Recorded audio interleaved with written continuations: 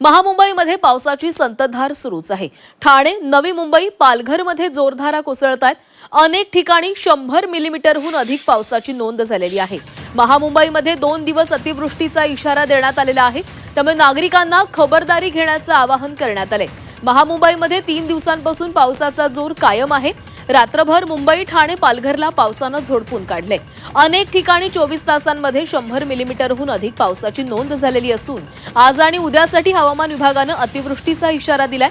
तसंच नागरिकांना खबरदारी घेण्याच्या सूचना देखील करण्यात आल्या।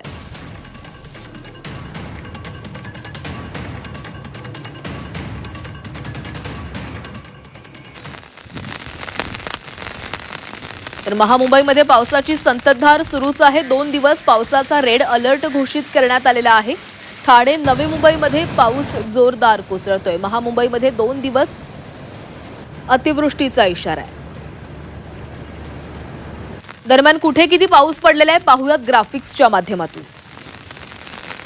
मुंबई सेंट्रलमध्ये 173 मिलीमीटर, सीएसएमटी मध्ये 169 मिलीमीटर, दादर वरळीमध्ये 162 मिलीमीटर, बोरिवलीमध्ये 132 तर कुर्ल्यामध्ये 144 मिलीमीटर पावसाची नोंद झाली आहे।